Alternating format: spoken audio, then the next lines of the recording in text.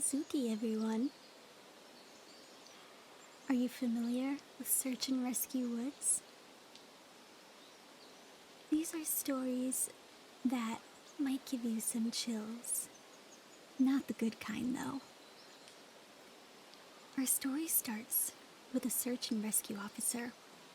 He used to work in the Forest Service, and a lot of these stories, well, he wasn't allowed to tell until recently. You might want to sleep under your blanket tonight after hearing these, and make sure those closet doors are fully closed. Let's begin, shall we? I have a pretty good track record for finding missing people. Most of the time, they just wander off the path or slip down a small cliff, and they can't find their way back. The majority of them have heard the good old stay where you are thing, or hug a tree, and they're smart enough to not wander far. But there have been 2 cases where that didn't happen, and both of them still bother me a lot. I use them as motivation to search even harder on the missing person cases that I do get called on. The first is a little boy who was out berry picking with his parents. He and his sister were together, and both of them went missing around the same time.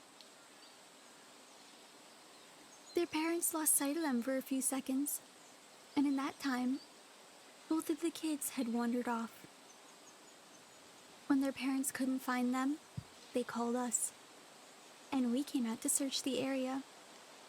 We found the daughter pretty quickly, thankfully, and we asked her where her brother was. But all she could tell us was that he had been taken by the bear man. She said he gave her berries and told her to stay quiet, to be good, and that he just wanted to play with her brother for a while. The last she saw of her brother, he was riding on the shoulders of the bear man, and was awfully calm. Of course, our first thought to this entire case was abduction. We never found a trace of another human being in that area. The girl was so insistent that he wasn't a normal man. He was tall and covered in hair, like a bear, and he had a weird face. We searched that area for weeks.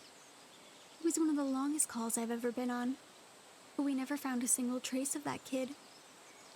The other was a young woman who was out hiking with her mom and grandfather.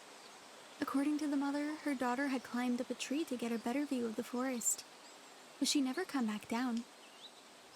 They waited at the base for 3 hours, calling her name, before they called us for help. Again, we searched everywhere, and we never found a trace of her.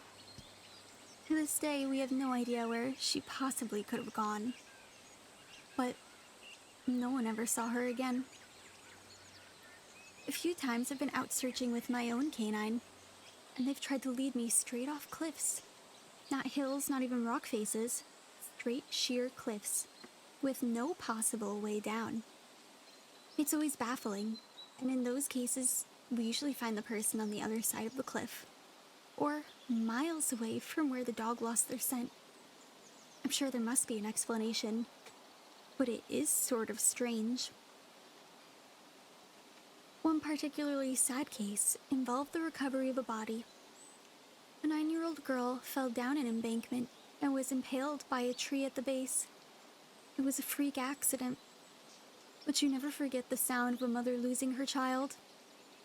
She saw the body bag being loaded into the ambulance and let out the most haunting, heartbroken wail I've ever heard. It was like her whole life was crashing down around her, and a part of her had died that night with her daughter. I heard from another search and rescue officer a bit later. The mom had killed herself. She couldn't live with the loss. I teamed up with another search and rescue officer because we'd received reports of a bear in the area.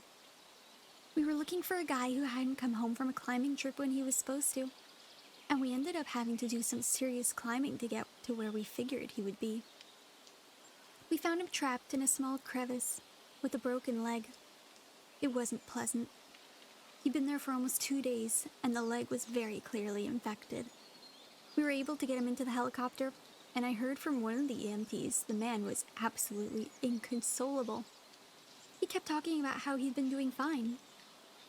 And then he got into the top, and a man had been there.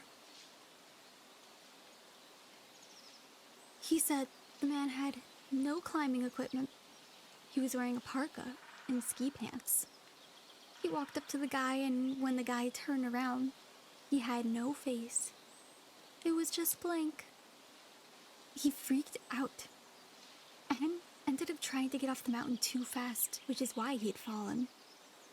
He said he could hear the guy all night climbing down the mountain and letting out these horrible, muffled screams. That story bothers the hell out of me. I'm so glad I wasn't there to hear it. One of the scariest things that's ever happened to me involved the search for a young woman who'd been separated from her hiking group. We were out late at night because the dogs had picked up her scent. When we found her, she was curled up under a rotted log. She was missing her shoes and backpack and was clearly in shock. She didn't have any injuries, and we were able to coax her up and get her to walk back to base ops. Along the way, she kept looking behind us and asking why the big man with black eyes was following us, but we didn't see anyone. So we just wrote it off as some weird symptom of shock. But the closer we got to the base, the more agitated this woman got. She kept asking me to tell him to stop making faces at her. At one point, she turned around and started yelling into the forest, saying that she wanted him to leave her alone. She wasn't going to go with him, she said, and she wouldn't give us to him either. We finally got her to keep moving, but we started hearing these weird noises coming from all around us. It was almost like coughing, but more rhythmic and deeper. It was almost insect-like. I don't even know how else to describe it. When we were within sight of base ops, the woman turns to me, and her eyes are about as wide as I can imagine they can go. She touches my shoulder and says, "He tells you to speed up. He doesn't like looking at the scar on your neck." I have a very small scar on the base of my neck, but it's mostly hidden under my collar, and I have no idea how this woman saw it. Right after she says it, I hear that weird coughing right in my ear. I was about to jump out of my skin. I hustled her to ops, trying not to show how freaked out I was, but I have to say I was really happy when we left the area that night. This is the last one I'll tell for now, and it's probably the weirdest story I have. Now, I don't know if this is true in every search and rescue unit, but in mine, it's sort of an unspoken, regular thing we run into. You can try asking other search and rescue officers, but even if they know what you're talking about, they probably won't say anything about it. We've been told not to talk about it by our superiors, and at this point, we've all gotten so used to it that it doesn't even bewilder us anymore. On just about every case where we're really far into the wilderness, I'm talking 30 or 40 miles out, you'll see a set of stairs in the woods. It's almost like if you took the stairs in your home and pasted them into the middle of the forest. I asked about it the first time I saw some, and the other officer just told me not to worry about it. It was normal. Everyone I asked said the same thing. I wanted to go check them out, but I was told very emphatically that I should never go near any of them. I just sort of ignore them now when I run into them, because it happens so frequently. I have a lot more stories, and I suppose if anyone's interested, I'll tell some more of them. If you have any theories about the stairs, do let me know.